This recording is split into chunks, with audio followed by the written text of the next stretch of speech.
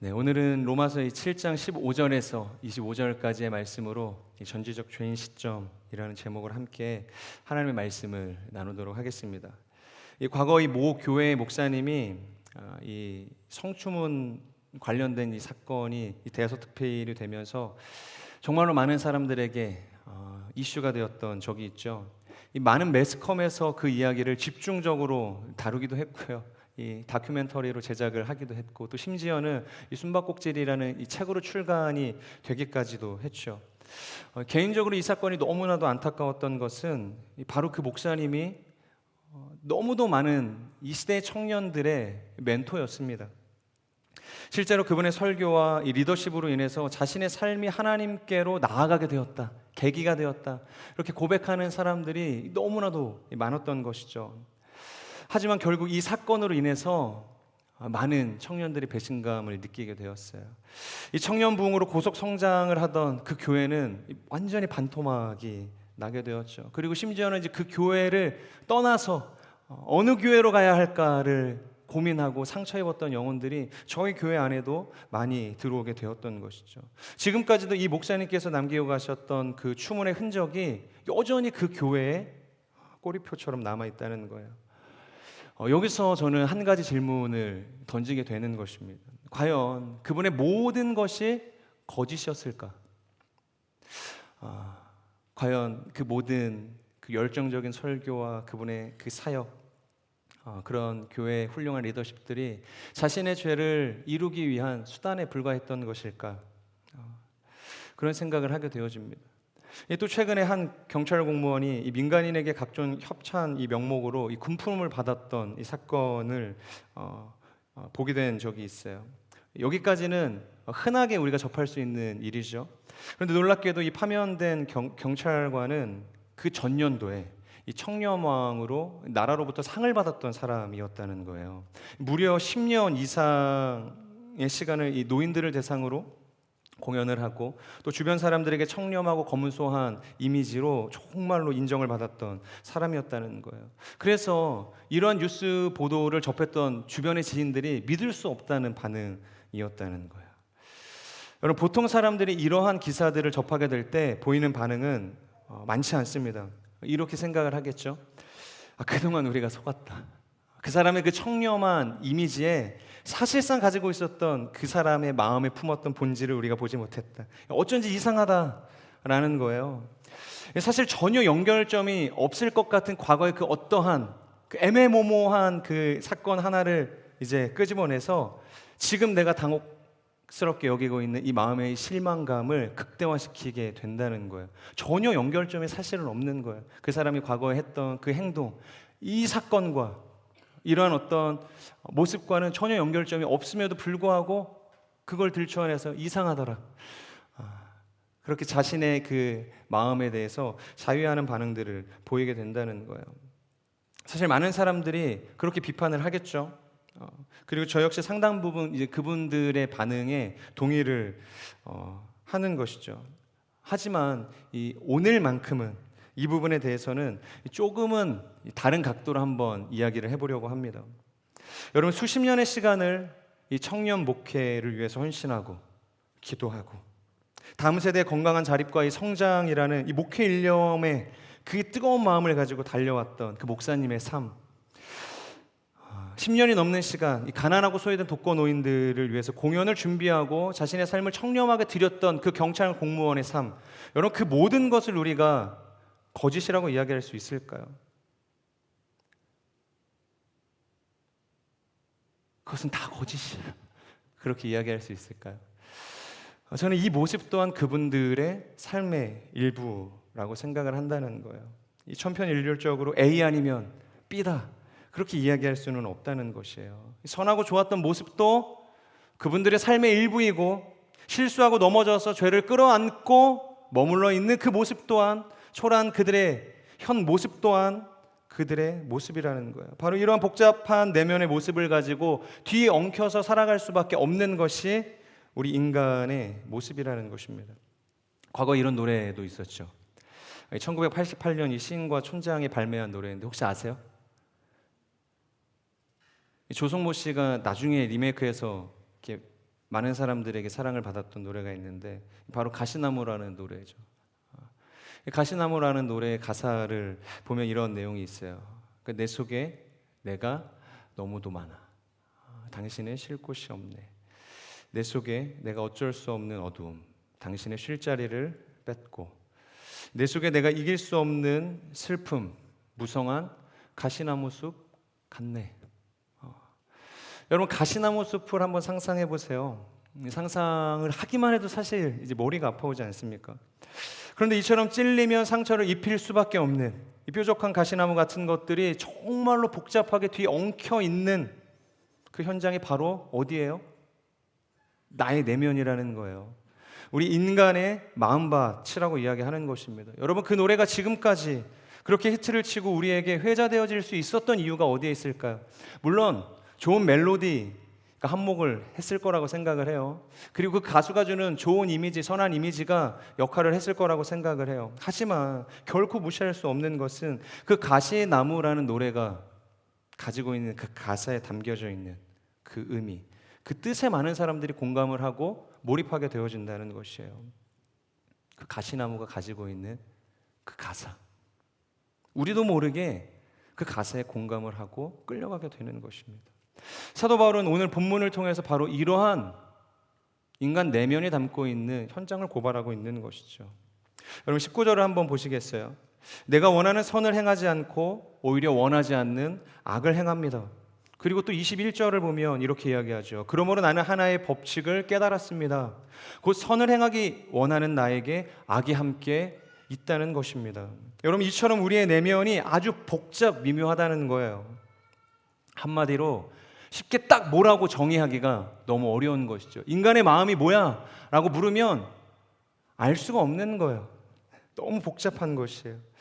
여러분 가령 이 사도 바울이 이 로마서를 기록하고 있었던, 오늘의 본문을 고백하고 있었던 시점이 예수님을 만나기 전, 즉 회심 사건 이전이었다고 한다면 얼마나 은혜가 됐겠어요? 왜 그럴까요? 왜냐하면 이처럼 미숙하고 이기적이고 복잡 미묘한 죄의 허물을 가지고 살아가는 하찮았던 자신의 인생을 주님께서 찾아오셔서 만나주시고 한치의 오차도 없이 성숙한 사람으로, 의로운 사람으로 만들어 주었구나, 그렇게 고백할 수 있기 때문이겠죠. 그런데 이 로마서, 지금 사도 바울이 고백하고 있는 이 현장, 이 시점은 어느 시점이에요? 바로 그의 인생의 말년에 쓰여졌던 서신서라는 거예요.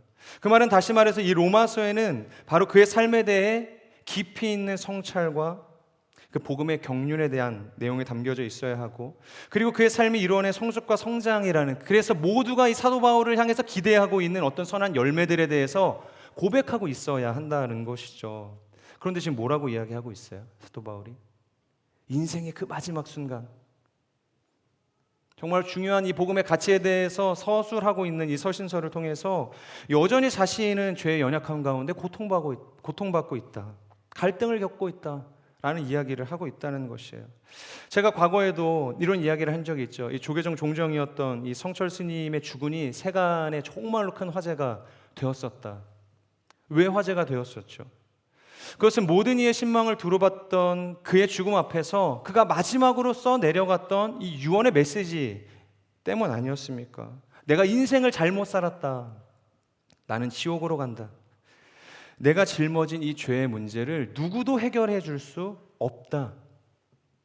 그것이 자신의 인생을 회고하면서 남긴 한 줄 평이었어요. 나는 할 수 없다. 여러분 어떻게 생각하세요? 여러분도 오늘의 본문이 이 사도 바울의 무능력함을 그저 기술하고 있는 본문이라고 생각을 하세요?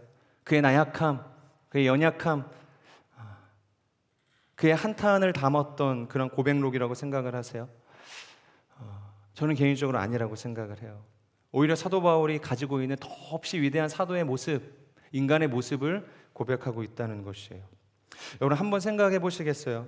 바울은 지금 인간 실존에 대해서 고백을 하면서 굳이 자신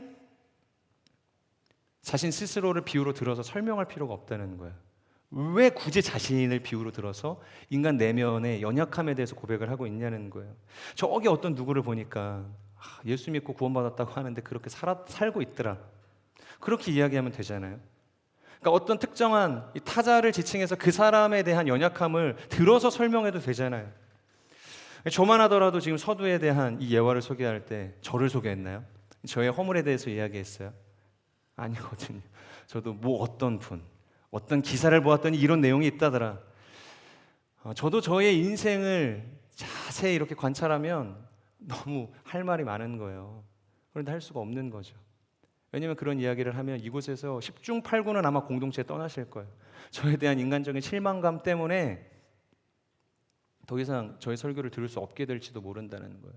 그래서 저는 용기가 나지 않아요. 저의 그 숨은 그 허물에 대해서 여러분 앞에 용기 있게 이야기할 수 있는 담대함이 없다는 거예요. 그런데 사도 바울을 보세요. 지금 그는 수많은 사람들이 그를 위대한 사도의 반열에 올려놓고 떠받들고 있는 상황이잖아요. 인생의 말년이라는 거예요. 그런데 왜 굳이 말할 필요도 없는 이 자신의 연약함을 오픈해서 이 문제를 논하고 있냐는 것이죠. 그리고 설령 이야기했다고 한다면 한번 툭 던지고 나서 대충 설명하고 은근슬쩍 넘어가면 되는데 지금 계속 똑같은 이야기를 반복해서 하고 있다는 거예요. 여러분, 남자분들 이 학창 시절 때 이런 경험들 있지 않으세요? 가위바위보에서 이 딱밤 맞기 같은 거 하시지 않으세요? 제가 그때를 회고하면서 가장 열받았던 것이 뭐냐면 때린데 또 때리는 거거든요. 가위바위보에서 졌는데 한 대 때려서 너무 아픈데 져서 또 맞는데 하필이면 때렸던데 또 때리는 거야. 지금 사도 바울이 딱 그러한 행위를 하고 있다는 거예요. 자신의 죄에 대해서 오픈했는데 그러면 그냥 대충 이야기하고 다른 이야기로 넘어가면 좋은데 똑같은 얘기에 대해서 자신을 들어서 계속해서 이야기하고 있다는 거예요. 사람들이 자신을 뭐라고 부르고 자신을 어떠한 인격자로 신앙의 위대한 성자로 인정해 줄지 모르지만 내 속에는 여전히 이러한 갈등을 안고서 살아가는 연약한 존재이다. 죄인에 불과한 인생이다라고 지금 정직하게 고백하고 있다는 거예요. 여러분, 이것을 정직하게 고백한다는 것은 결코 쉬운 일이 아니죠. 이것이 쉬운 일이었다면 서론의 예화는 아마 저의 스토리로 써내려가기 시작했을 거예요. 이 정직이 스펙이라고 말하는 이 SNS에 이 최모 목사님도 계세요. 정직이 스펙이래요. 여러분, 스펙을 쌓는 것이 쉽지 않죠. 근데 정직이 스펙이래요. 그만큼 정직한다라는 것은 쉬운 것이 아니에요. 어떻게든 자신의 연약함과 이 허물에 대해서 방어하는 것이 사람의 모습이고, 그리고 그 연약함을 메이크업하고 싶은 것이 우리의 본성이라는 것이에요. 이 아담과 하와가 선악과를 따먹게 된 이유가 뭐예요? 근본적인 이유가 바로 정직하지 못했기 때문이에요. 정직하지 못했기 때문에 우리는 하나님이 금지한 이 선악과를 따먹을 수 없는 연약한 존재야. 그것을 인정하고 그냥 하나님 앞에 나아갔으면 됐는데 그것을 인정하기 싫은 거예요. 그래서 결국 선악과를 따먹고 자신이 하나님과 같이 될 수 있다고 그 연약함을 메이크업하게 된 것. 여러분, 그것이 인류 최초의 죄악이었다는 거예요. 제가 과거에 중국에서 청년 시절 때 교회를 섬기면서 교회가 제공하는 이 미션룸이라는 제도가 있었어요. 그곳에서 살았거든요. 사실 제가 뭐 이렇게 부유했던 것이 아니었기 때문에 뭐 생활을 하고 집을 얻어서 뭐 비자도 갱신하고 여러 가지 뭐 돈 들 일이 많았기 때문에 최소한 이 주거 문제라도 좀 해결할 수 있으면 참 좋겠다라고 생각을 했는데 교회에서 이 미션룸이라는 제도를 소개해 줬어요. 이 미션룸은 뭐냐면 유학을 이제 하고 있는 청년들에게 이제 신앙 훈련을 해주는 거예요. 그래서 새벽 기도부터 교회에 나오라고 그러는 거죠. 새벽 기도에 가서 뭐 새벽 5시부터 교회를 세팅을 해서 저 같은 경우는 뭐 찬양 인도도 하고 여러 가지 음향, 자막 이런 일들도 하고 수요 예배가 되면 가서 싱어도 섬기고 베이스도 치고 기타도 치고 여러 가지 교회의 모든 제반적인 일들을 다 하는 거예요. 물론 일손이 부족하기도 했지만 이 목사님의 철학은 그런 거였어요. 교회 안에, 교회 바운더리 안에서 신앙 훈련이라는 목적으로 이 작은 이 공동체를 만들어 주셨던 거예요. 그래서 그 틀 안으로 들어오면 이 미션룸에서 공짜로 살아갈 수가 있었던 거죠. 그래서 제가 뭐 여러 가지 뭐 좋은 제안이었기 때문에 그곳으로 들어갔어요. 그래서 거기서 살고 있었는데 어느 날 교회에서 이제 예배 찬양 컨퍼런스를 한다는 거예요.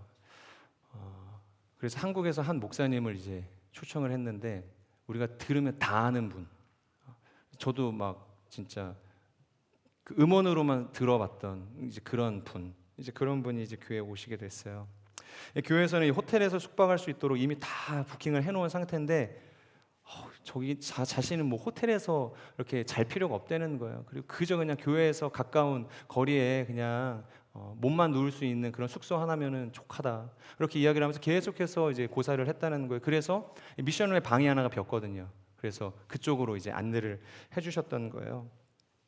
그래서 제가 이 목사님의 이야기를 듣고 보여지는 것과는 다르게 굉장히 그 인격적으로 성숙한 분이시구나.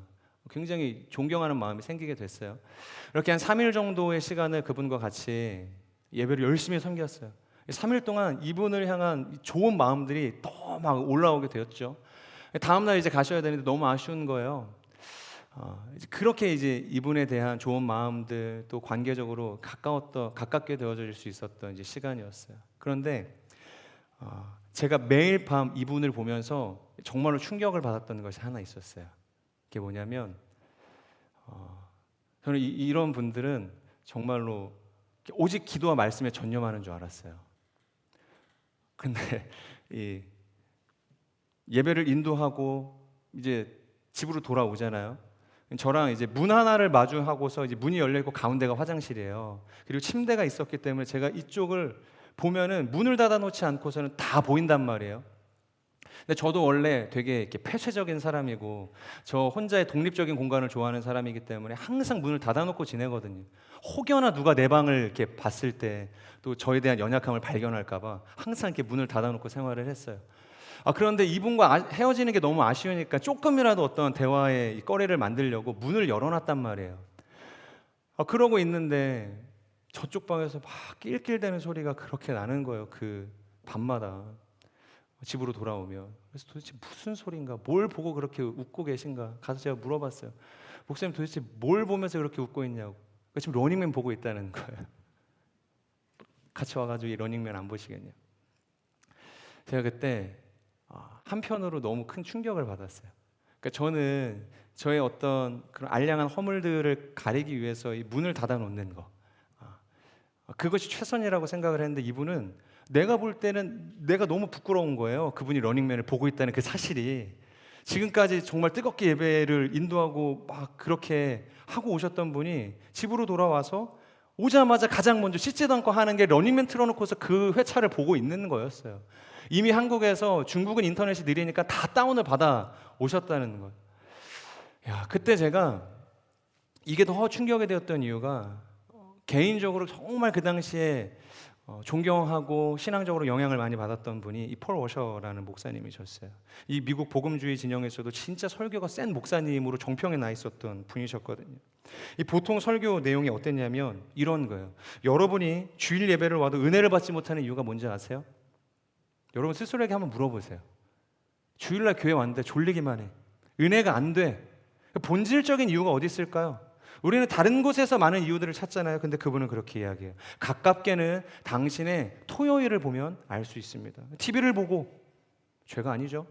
친구를 만나는 게 왜 죄겠어요? 수다를 떨고. 그렇게 많은 시간을 토요일 날 쏟아 부어 하루를 보내고 난 그 다음 일요일, 그렇게 맞이한 주일, 당신은 도대체 어떠한 은혜를 하나님 앞에서 기대할 수 있겠습니까? 하나님을 노엽게 하지 마세요. 이게 보통 그분이 설교 때 이야기하는 거예요. 은혜가 없다고 이야기할 수가 없는 거예요. 욕만 먹는 거예요. 그분 앞에 서면. 그분의 책을 보면 뭐 이런 내용들이 있어요. 현대교회를 향한 10가지 기소장. 그러니까 현대교회가 이렇게 평가를 받는 이유가 있다는 거예요. 그래서 10가지 리스트를 정해서 그것을 법정으로 고발하는 내용을 담은 책. 그리고 세상으로 물타기 하지 않는 참된 복음. 그러니까 보통 교회를 다니는 사람들의 신앙이 세상과 물탄 신앙, 물탄 복음이라고 이야기를 한다는 거예요. 그러니까 그만큼 강렬한 설교의 메시지를 가지고 설교를 했던 그분의 설교를 항상 듣고 있었던 저의 삶이었기 때문에 이래도 되나 싶은 거예요. 예배를 인도하고 와서 지금 러닝맨을 보면서 지금 이렇게 웃고 있어? 그러면서 나한테 지금 그것을 전도하고 있어? 저는 이게 받아들여지지 않는 거예요. 근데 제가 그 목사님을 보면서 그때 인식의 전환이 찾아왔어요. 저렇게 살아도 되는 거구나. 제가 그 모습을 보면서 그 스스로에게 정직할 수 있어야 한다라는 그런 어떤 또 다른 그 깨달음을 얻게 되었다는 거예요. 여러분 여기서 이 러닝맨을 보지 않고는 사실 중요한 것은 아니에요. 제가 이 시간을 통해서 이 상황을 통해서 정말 중요하게 생각을 하는 것은 내가 하나님 앞에서 내가 가지고 있는 이 마음의 태도가 정직하냐 정직하지 못하냐, 나의 마음 가운데 있는 이 의도가 순수하냐 순수하지 못하냐를 관조할 수 있는가 관조할 수 없는가에 대한 문제였다는 거예요. 자, 오늘 본문을 보면 계속해서 15절을 한번 보시겠어요? 이렇게 이야기하고 있습니다. 나는 내가 행하는 것을 이해할 수 없습니다. 이는 내가 원하는 것은 행하지 않고 오히려 증오하는 것을 행하기 때문입니다. 바울은 지금 자신의 무지에 대해서 이야기를 하고 있죠. 나는 내가 행하는 것을 도무지 이해할 수가 없다. 그러니까 내가 행하고 있는 것조차 내가 뭐라고 표현할 수 있을지 나는 모르겠다고 이야기를 하는 거예요. 그리고 18절을 보면 또 이렇게 이야기하고 있죠. 나는 내 안, 곧 내 육신 속에 선한 것이 거하지 않는 줄 압니다. 그리고 이어서가 중요해요. 원함은 내게 있으나 선을 행하는 것은 없습니다. 여러분 이것이 무슨 뜻이에요? 15절에서 나는 무엇을 해야 하는지 모르는 사람입니다. 무지한 인간입니다. 그리고 이어서 또 하는 말이 이거죠. 알면 무슨 소용이 있겠어? 나는 알지만 그 아는 대로 행하지도 못하는 인간이야.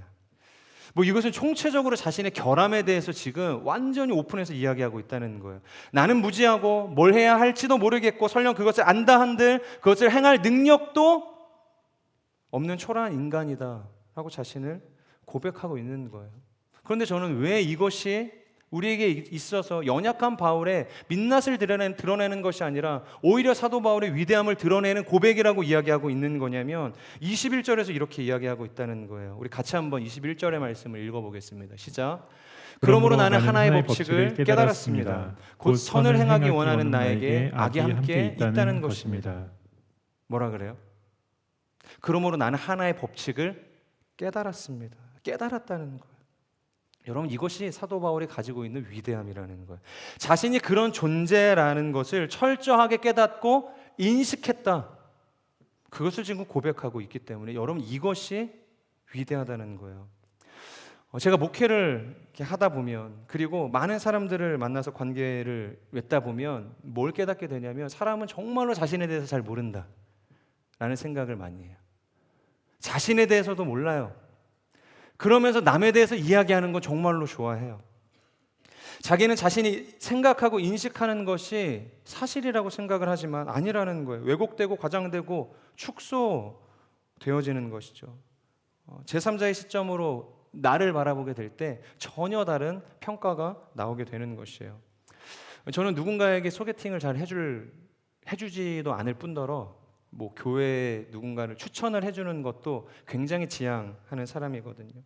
물론 그 사람이 정말로 좋은 사람이라고 한다면 뭐 소개팅 해줄 수 있습니다. 그리고 교회를 소개해줄 수도 있어요.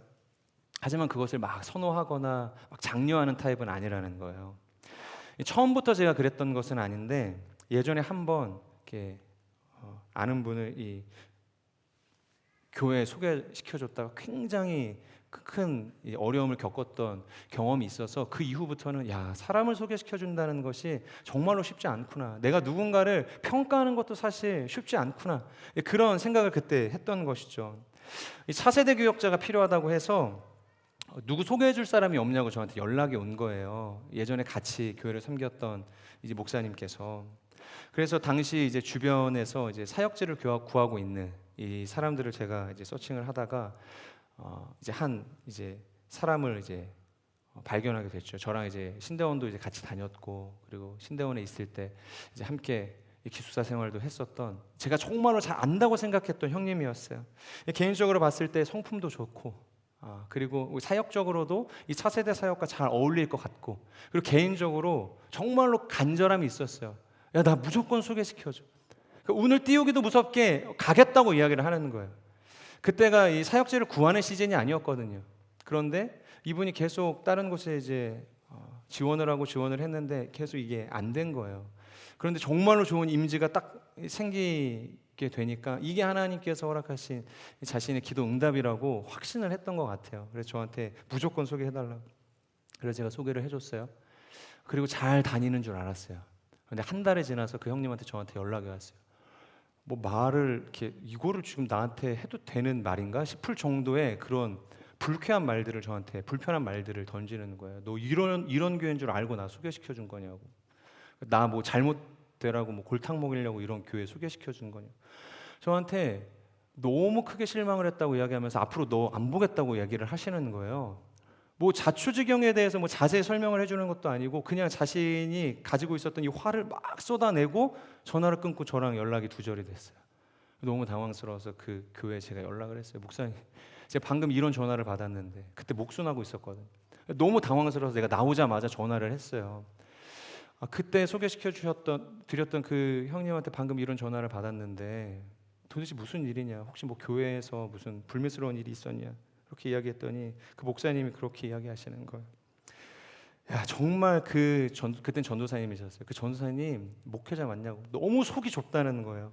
자기중심적이고 욕심도 많다는 거예요. 또 자기주관도 뚜렷해서 남의 이야기를 전혀 듣지 않는 거예요. 정말로 그분이 나가게 됐던 중요했던 사건이 있었어요. 그게 뭐냐면 차세대 이제 해외 캠프를 준비하고 있었는데 처음에 자기가 담당자였던 거예요. 그래서 아이들을 인솔해서 데려갈 수 있었는데 중간에 재정적인 부분, 행정적인 부분이 다른 사람이 더 적임자라고 생각을 해서 그분이 배제되고 이분이 이제 들어가게 된 거예요. 보통 사람들은 아이들을 위해서 교회 결정을 존중하면서 기도하면서 그렇게 하시라고 이야기를 하는 게 성숙한 거 아니에요. 근데 이분이 내가 이 차세대 담당인데 왜 자기를 안 보내주냐 이거예요. 그리고 처음에 자기를 담당자로 세웠으면서 왜 중간에 이것을 노선을 바꿨냐는 거예요. 그것 때문에 이분이 꼭지가 완전히 돈 거예요.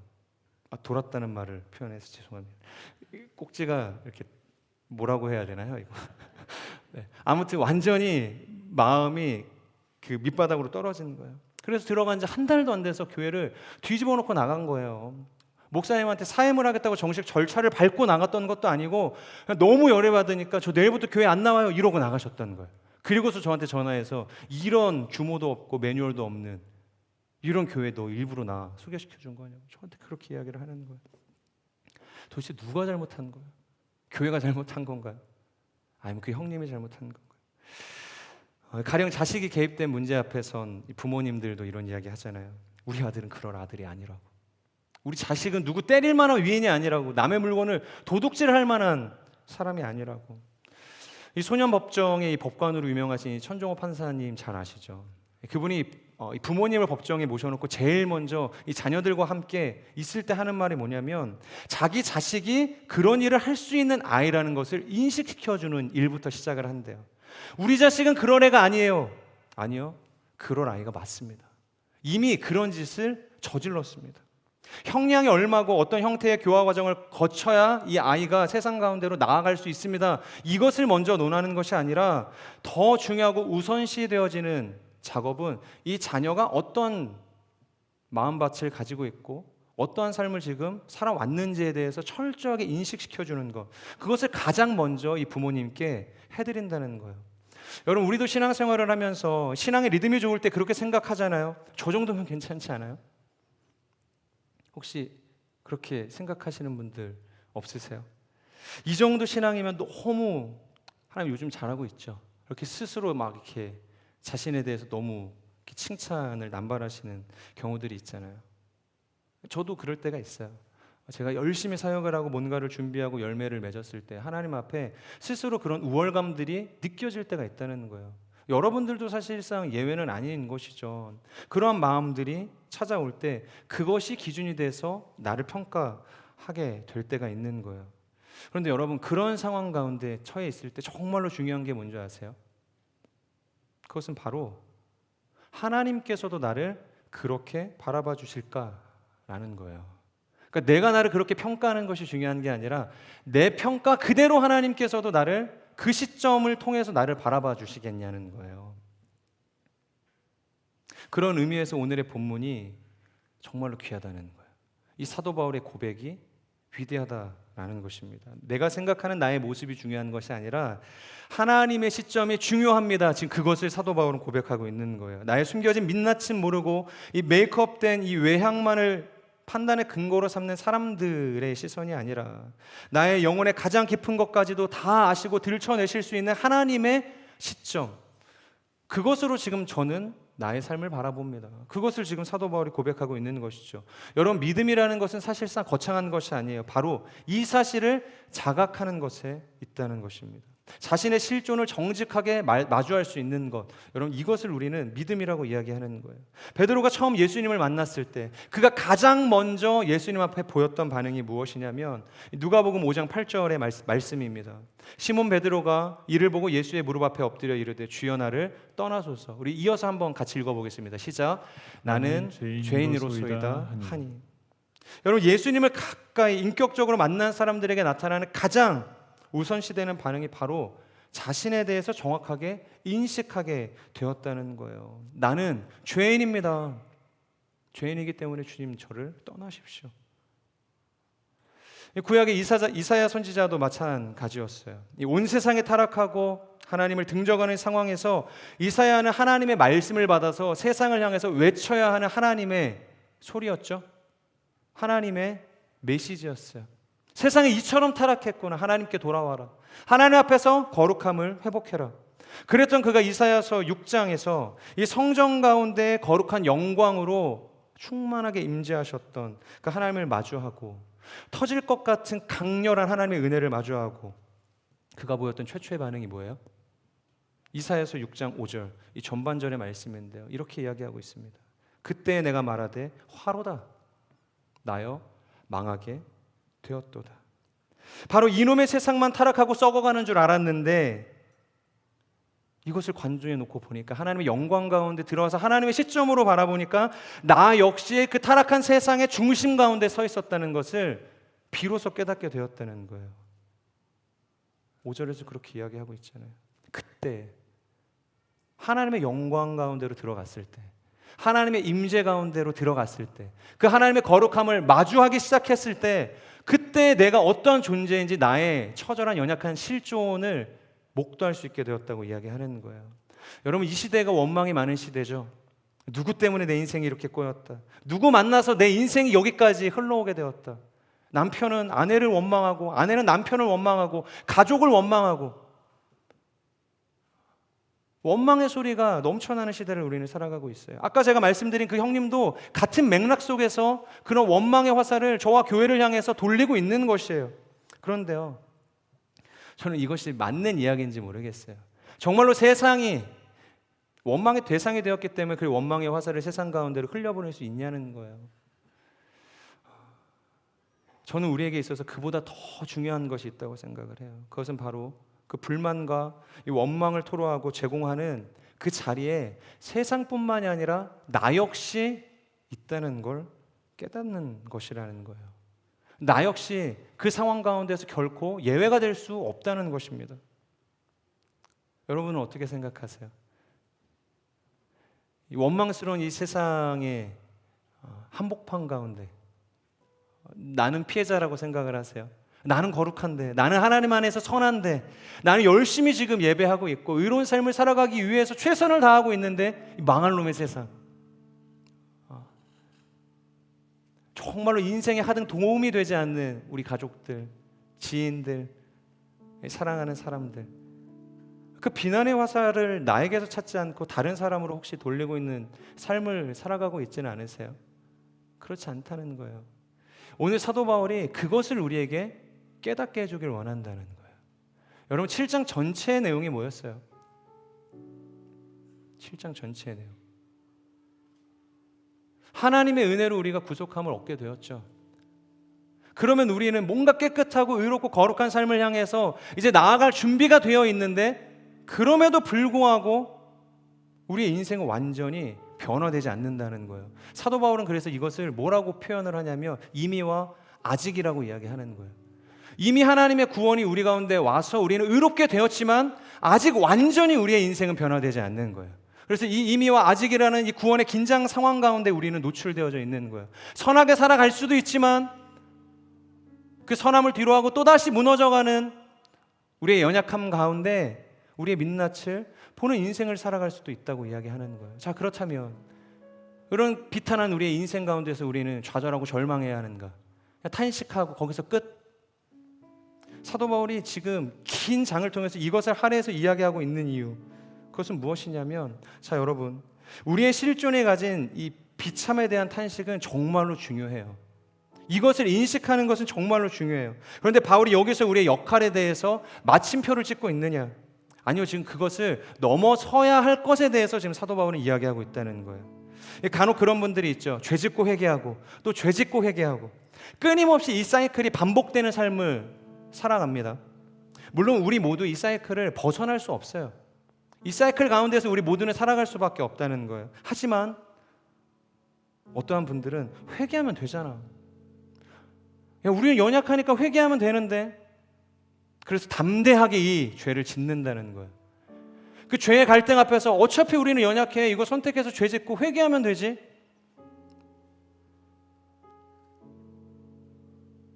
사도 바울이 지금 그것에 대한 경고를 하기 위해서 이 말을 하고 있는 거예요. 연약하기 때문에 죄를 지어도 된다? 스스로에게 그런 면죄부를 주고 있는 악한 사람들을 향해서 그거 아니다, 지금 이야기하고 있는 거예요. 연약하다고 해서 그것으로 끝나는 인생이 아니라는 거예요. 지금 사도 바울이 끔찍한 자신의 실체를 까발리면서까지 우리가 가진 이 실존에 대해서 이야기하고 있는 이유는 바로 그 비참에 대한 탄식이 우리를 예수께로 향하는 연결고리로 이어주기 위해서 이야기를 하고 있는 것이에요. 여러분, 인문학이 강조하는 게 뭐죠? 너 자신을 알라는 거 아니에요? 이 세상을 알라는 거 아니에요? 그래서 그에 대한 해결책으로 제안하는 것이 절제해야 된다, 양보해야 한다, 성장해야 되고 도태되지 말고 변화해야 한다. 지금 그러한 기술들에 대해서, 감정들에 대해서 이야기하는 거 아니에요? 그런데 인문학이 우리의 삶을 변화시키던가요? 인문학이 이 폐역한 이 세대를 초월할 수 있을 만큼의 어떠한 명확한 키를 제공하고 있나요? 결국 인문학의 한계, 세상 교육의 한계, 더 나아가서 이 세상과 인간이 가진 한계만을 더 재조명하게 될 뿐이라는 거예요. 사랑하는 여러분, 결국 그렇기 때문에 우리는 하나님께로 나아갈 수 있어야 하는 거예요. 하나님이 우리의 인생의 유일한 대안이 되셔야 하는 것이에요. 내가 해결할 수 없는 이 한계적 상황, 그것을 인정하고 우리는 하나님께로 나아가는 존재가 되어야 하는 거예요. 우리 인생의 문제, 그것을 해결할 수 있는 대안을 다른 곳에서 찾는 것이 아니라 하나님께 그 대안을 두고 찾아야 한다는 거예요. 그렇기 때문에 우리가 처해 있는 이 절망의 탄식을 벗어나서 우리가 어디로 향해야 한다? 바로 하나님 안으로, 그 예수 그리스도께서 주시는 그 거룩한 소망 안으로 나아갈 수 있어야 한다는 거예요. 그래서 사도 바울은 그 이야기 하는 것입니다. 비참의 탄식, 그것을 벗어나서 거룩의 탄식 가운데로 나아갈 수 있어야 한다. 하나님, 우리는 할 수 없습니다. 하나님, 우리는 이 죄와 사망의 공고함 가운데서 결단코 벗어날 수 있는 존재가 아닙니다. 하지만 하나님께서는 하실 수 있습니다. 하나님께서 우리의 대안이 되어 주십시오. 바로 이와 같은 거룩한 탄식이, 거룩한 눈물이 우리의 인생 가운데 있어야 한다는 거예요. 여러분, 우리의 가정이 변하지 않는 이유가 어디 있을까요? 우리의 교회, 우리의 공동체, 우리의 순, 나의 인생이 변하지 않는 이유가 어디 있을까요? 그것은 우리가 탄식하지 않기 때문이에요. 하나님 안에서 우리의 가정을 위해, 교회를 위해, 나의 삶을 위해서 우리가 탄식하지 않기 때문이라는 거예요. 예수님은 이 탄식하는 마음을 복음서에서 팔복 가운데서 이렇게 표현하시죠. 애통하는 자가 복이 있대요. 애통하는 자가 하나님의 위로를 받을 수 있을 거래요. 그러니까 하나님 안에서 비참의 탄식이 아니라 거룩의 탄식으로 나아가 애통하는 사람, 눈물을 흘리는 사람들에게 하나님께서 위로하시겠다는 거예요. 그렇기 때문에 여러분, 우리가 애통하는 만큼, 하나님 앞에서 거룩의 눈물을 흘리는 만큼 우리의 삶에 변화가 찾아오는 거예요. 우리의 삶에 진정한 하나님의 위로와 평강이 찾아오는 것입니다. 그래서 시편 기자가 이렇게 고백하잖아요. 눈물로 씨를 뿌리는 자가 반드시 기쁨으로 단을 거두리로다. 눈물로 씨를 뿌려야 되는 거예요. 하나님의 마음을 가지고 거룩한 탄식으로, 거룩한 애통의 마음을 가지고 씨를 뿌리는 사람들, 그런 현장 가운데 하나님께서 기쁨의 열매를 거두게 해주시겠다는 거예요. 여러분, 바로 이것이 우리의 소망이자 유일한 고백이 되어져야 할 수 있어야 하는 것입니다. 그래서 마지막 거룩의 탄식, 사도 바울이 어떻게 표현하고 있는가? 25절 우리 같이 한번 읽도록 하겠습니다. 시작.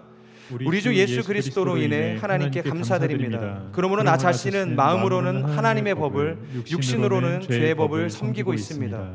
바로 이 7장 전반에 걸친 사도 바울의 모든 이 부정적이고 비탄에 섞인 고백이 이 25절 전반절로 귀결되고 있는 거예요. 이 25절 말씀으로 완전한 방점을 찍고 있는 것입니다. 그러므로 나 자신은 마음으로는 하나님의 법을 섬기고 있지만 육신으로는 어떠한 법이요? 죄의 법을 섬기고 있는 비참한 인생입니다. 공고한 인생입니다. 하지만 그럼에도 불구하고 저는 우리 주 예수 그리스도께 감사드립니다. 하나님께 감사드린다. 왜냐하면 하나님께서는 결국에는 우리 모두를 승리케 하실 것이기 때문이에요. 이 비참을 넘어서 하나님께서 이루실 그 거룩한 인생으로 우리를 인도하실 거라는 확고한 믿음이 있기 때문에 그 비참한 자신의 현실을 주목하지 않고 거룩의 탕식으로 하나님께 감사드리게 되는 것이에요. 사랑하는 여러분, 저는 우리의 삶이 이 사도 바울의 삶처럼 이 절망의 탄식을 넘어서 하나님 앞에 올려드릴 수 있는 애통하는 자의 마음, 이 거룩의 탄식으로 나아가는 복된 인생이 되기를 주님의 이름으로 축복합니다. 아멘이시죠? 우리 이 마음을 담아서 같이 한번 이 찬양 불렀으면 좋겠습니다.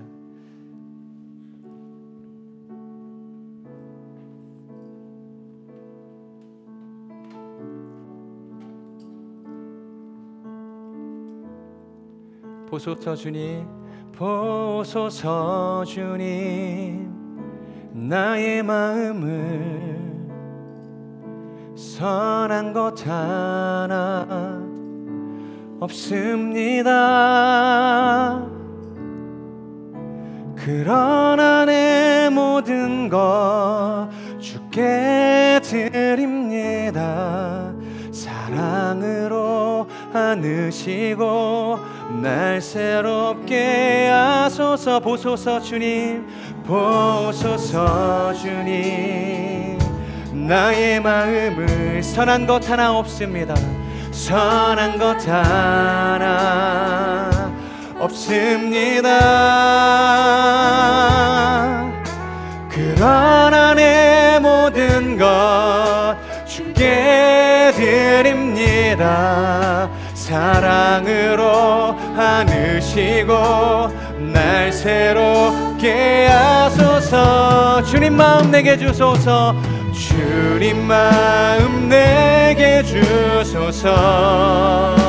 내 아버지 주님 마음 내게 주소서. 나를 향하신 주님의 뜻이 이루어지도록 주님 마음 내. 우리 다 함께 자리에서 일어나셔서 한 번 더 찬양하겠습니다. 보소서, 보소서 주님, 나의 마음을 선한 것 하나 없습니다. 그러나 내 모든 것 주께 드립니다. 사랑으로 안으시고 날 새롭게 하소서. 주님 마음 내게 주소서. 주님 마음 내게 주소서. 내 아버지 주님 마음 내게 주소서.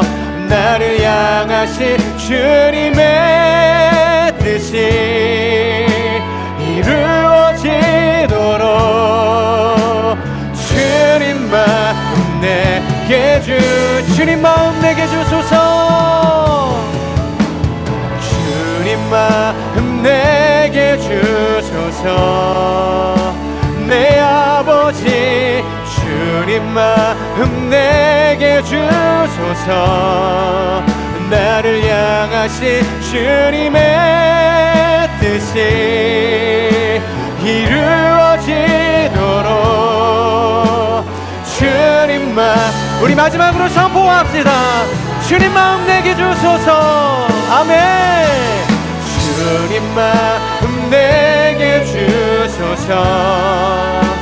내 아버지 주님 마음 내게 주소서. 주소서. 나를 향하신 주님의 뜻이 이루어지도록 주님 마음 내게 주소서. 주님 마음 내게 주소서. 주님 마음 내게 주소서. 내 아버지 주님 마음 내게 주소서. 나를 향하신 주님의 뜻이 이루어지도록 주님 마음 내게 주소서. 우리 함께 기도하며 주께로 나아갑시다. 주님, 우리가 고백한 이 찬양의 고백처럼 우리 안에 선한 것이 하나도 없음을 고백합니다. 구원받았지만 그렇다고 우리의 인생이 그 완전한 하나님의 거룩함 가운데 여전히 나아갈 수 없는 초라한 인생에 불과합니다. 하나님, 우리의 이 비탄한 현실, 우리의 이 저주받은 현실을 인정하게 하여 주시옵소서. 하지만 그것으로 절망하고 끝나는 인생이 아니라 하나님을 향한 거룩한 탄식과 애통의 마음을 가지고 나아갈 수 있도록 하나님 인도하여 주시옵소서. 나의 현실을 바라보고자 하면 하나님, 내가 이 문제를 극복하고 초월할 수 있는 어떠한 근거도 없지만 우리의 유일한 소망이 되어주시는 예수 그리스도, 우리를 하나님의 그 거룩한 완성으로까지 인도하실 그 성령 하나님을 바라볼 때 우리 가운데 소망이 있음을 고백합니다. 우리가 거룩한 그 탄식을 가지고 성령께서 주시는 거룩한 마음을 가지고 주께로 나아가는, 주께로 우리의 모든 소망을 올려드리는 하나님의 사람들이 되게 하여 주시옵소서. 우리 주여 간절히 선포하며 기도하며 나아갑시다. 주여, 신실하신 하나님, 오늘도 우리의 연약함을 보게 됩니다. 우리의 죄된 한계를 보게 되고 하나님 비탄에 처해 있고 하나님 초라한 우리의 인생을 향한 그 비탄에 젖은 고백으로 주 앞에 나아간 하나님 한 사람의 죄인의 모습을 우리가 보게 됩니다.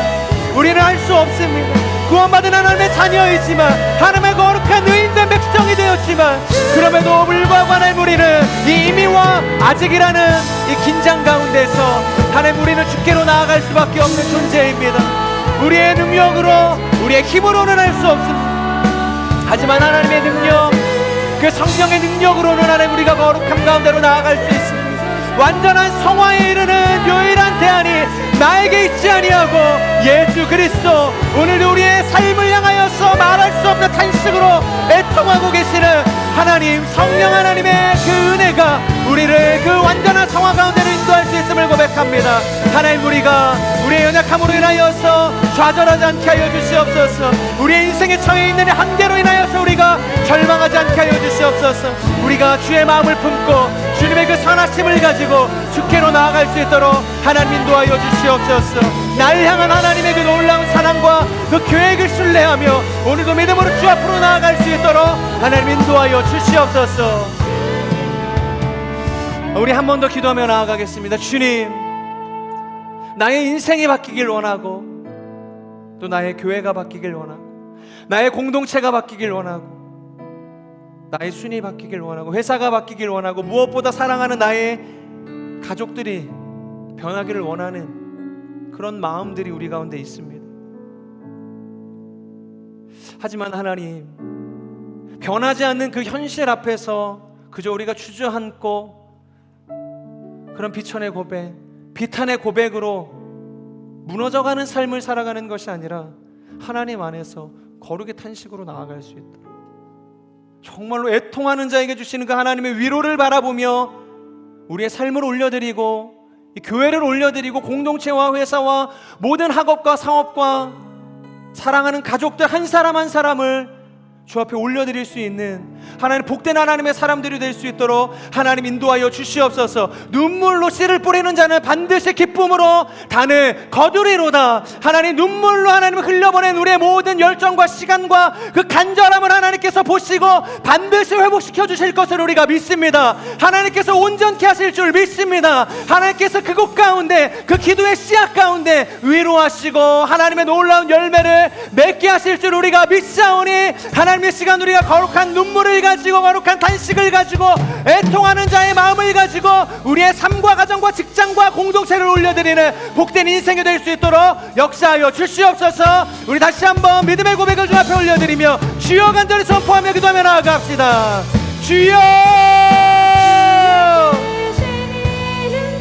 신실하신 하나님, 하나님의 나라와 민족과 가족과 하나님의 가정과 하나님의 공동체와 변하지 않고 끊임없이 좌절하고 방황하고 하나님 머물러 있는 나의 인생을 주님 앞에 올려드립니다. 하나님, 무엇이 문제입니까? 나의 힘으로 할 수 없음을 고백합니다. 나의 능력으로는 한계가 있음을 고백합니다. 하나님의 도우심이 필요합니다. 절망적인 현실에 안주하는 것이 아니라, 절망하는 것이 아니라 하나님께서 나의 인생의 대안이 되어주시고 회복이 되어주시고 능력이 되어주심을 하나님 앞에 고백하며 산식하며 나아갈 수 있는 하나님의 사람들이 될 수 있도록 인도하여 주시옵소서. 변하지 않는 인생의 현실과 가족과 하나님 영혼들을 위한 하나님 정말로 믿음의 고백을 가지고 하나님 앞에 올려드릴 수 있도록, 그래서 눈물로 씨를 뿌리며 하나님 앞에 나아갈 수 있도록 하나님 우리를 인도하여 주시옵소서. 반드시 하나님 우리가 눈물로 흘리는 모든 이 기도의 씨앗 가운데 하나님께서 열매 맺게 할 것입니다. 기쁨으로 단을 거두게 할 것입니다. 하나님, 추수할 것은 많은데 추수할 자가 없다 말씀하시는 하나님의 은혜에 우리가 참여할 수 있게 될 것입니다. 하나님, 우리로 하여금 눈물로 씨를 뿌리게 하여 주시고 기쁨으로 그것을 추수할 수 있는 추수자의 기쁨까지 허락하여 주시옵소서. 그 겸손한 마음, 믿음의 고백을 가지고 주께로 나아가는 모든 하나님의 사람들 가운데 역사하여 주시옵소서. 우리 마지막으로 함께 우리 공동체를 위해서 기도합시다. 하나님, 우리가 특별히 10월 7일, 8일, 9일 2박 3일의 시간을 하나님 앞에 올려드리며 우리가 공동체 오프라인 수련회로 나아갑니다. 정말로 3년 만에 우리가 함께 모여서 뜨겁게 하나님을 예배하고 정말로 예배만을 우리가 갈망하며 하나님께 몰입할 수 있는 시간이 되기를 소망합니다. 하나님, 분주한 우리의 마음, 우리의 생각들, 우리의 인생의 모든 스케줄들이 잘 제자리를 찾아가게 하여 주셔서 정말로 우리가 그 은혜의 자리, 정말로 하나님의 임재의 자리를 사모함으로 나아갈 수 있는 놀라운 하나님의 특권을 우리 가운데 허락하여 주시옵소서. 특별히 캠프파이어라는 주제를 가지고 우리가 모이게 됩니다. 오순절 다락방 가운데 임했던 주의 성령의 능력이 하나님 그 자리에 모인 모든 하나님의 사람들의 그 마음의 중심 가운데, 예배의 중심 가운데, 기도의 중심 가운데 불같이 많은 놀라운 역사가 있게 하여 주시옵소서. 지금부터 우리가 준비해야 할 것은 하나님 우리의 마음을 준비할 것이고 기도함으로 그 예배를 준비할 것이며 하나님께서 임재하실 거룩한 처소가 되기를 위해서 우리가 간절히 기도할 것입니다. 사람의 예배가 되지 않게 하여 주시고 사람의 기쁨과 사람의 만족을 위한 예배가 되지 않게 하여 주시고 오직 하나님의 영광이 드러나고 선포되어지는 놀라운 영적인 회복의 현장이 되어질 수 있도록 하나님 기름 부어 주시옵소서. 우리 수련회를 주님 앞에 올려드리며 함께 마지막으로 주여 간절히 선포하며 기도하겠습니다. 주여, 신실하신 하나님 공동체를 주님 손에 올려드립니다. 하나님의 놀라운 은혜가 임하게 하여 주시옵소서. 사람의 행사가 되지 않게 하여 주시옵소서. 내가 사람의 기쁨을 구하였느냐? 그렇다면 내가 그리스도의 종이 아니라 내가 사람의 만족을 위하여서 이 삶을 살아냈느냐? 그렇다면 내가 그리스도의 종이 아니라 사도가 아니라 고백했던 사도 바울의 고백처럼 하나님 우리의 수련회가 하나님 우리의 만족과 유익과 하나님의 어떠함을 위한 수단이 되지 않게 하여 주시고 오직 하나님의 영광을 위해서 하나님 나라의 회복이라는 거룩한 믿음의 고백을 가지고 거룩한 가치를 가지고 나아가는 은혜의 시간이 될 수 있도록 하나님 인도하여 주시옵소서. 2박 3일의 그 수련회 당일뿐만이 아니라 지금부터 우리가 준비하고 마음으로 우리를 하나님 앞에 올려드릴 수 있는 거룩한 하나님의 예배자들로 준비되어지게 하여 주시옵소서. 내가 먼저 준비되어짐으로 내가 마중물이 되어서 이 수련회가 하나님께 올려드리는 거룩한 산제사가 되어질 수 있도록 역사하여 주시옵소서. 거룩한 성령의 기름을 부어 주시옵소서. 성령의 능력으로 역사하여 주시옵소서. 하나님의 은혜와 사랑과 자비가 충만하게 임하는 그런 은혜가 있게 하여 주시옵소서. 하나님 정말로 우리가 부르짖고 하나님 앞에 끼어 기도하며 나아갈 때 우리가 기대하고 우리가 예상하고 우리가 익히 알고 있었던 어떤 모든 하나님 세상의 그 상식을 넘어선 하나님께서 주시는 하늘의 기쁨, 하늘의 평강으로 우리를 채워주실 줄 믿습니다. 하나님, 한 달의 시간 우리가 정말로 기도하며 깨어주 앞으로 나아갈 수 있도록 하나님 인도하여 주시옵소서. 그 어떤 사단 마귀의 유혹 가운데서도 우리의 마음이 낙심하고 흔들리지 아니하고 하나님 견고한 반석 가운데 하나님 믿음을 지켜나갈 수 있도록 하나님 인도하여 주시옵소서. 예수 그리스도의 이름을 명하노니 우리의 마음을 방해하고 하나님 우리의 신앙을 흔드는 모든 악한 사단의 세력을 묶임을 받고 떠나갈지어다. 하나님 역사하여 주시옵소서. 기름 부어 주시옵소서. 은혜로 우리의 삶을 인도하여 주시옵소서. 신실하신 하나님, 비천한 우리의 인생 가운데 우리가 절망의 탄식으로 우리의 삶을 마무리하는 것이 아니라, 비록 우리의 인생을 바라보면 소망도 없고 절망할 것들 투성이지만 그럼에도 불구하고 하나님께서 우리의 대안이 되어주시기에, 성령께서 오늘도 우리를 말할 수 없는 그 탄식을 통해서 하나님께로 인도하고 계시기에 우리에게 여전히 소망이 있음을 고백합니다. 우리가 하나님께 구원을 받았지만, 하나님의 자녀가 되었지만, 거룩한 의인이 되었지만 여전히 우리는 이 인생이라는 이 곤고함 가운데서 우리는 죄를 지을 수밖에 없는 연약함을 버타며 살아가고 있습니다. 하지만 이 한계, 여기에 갇혀서 우리가 절망하거나 포기하는 인생이 되지 않게 하여 주시고, 거룩의 탄식을 가지고 애통하는 마음을 가지고 우리의 삶을 하나님 앞에 올려드리고, 나의 직장과 사업과 가정과 나의 모든 인생을 하나님 앞에 올려드리며 정말로 눈물로 씨를 뿌릴 수 있는 하나님의 사람들이 될 수 있도록 역사하여 주시옵소서. 그래서 우리가 정말로 눈물 흘린 그 시간과 그 마음만큼 정말로 풍성한 기쁨의 단을 거둘 수 있는 하나님의 은혜를 누리는 우리 J4U 공동체가 될 수 있도록 하나님 역사하여 주시옵소서. 특별히 우리가 10월 7, 8, 9 캠프파이어라는 주제를 가지고 오프라인 수련회를 준비하고 있습니다.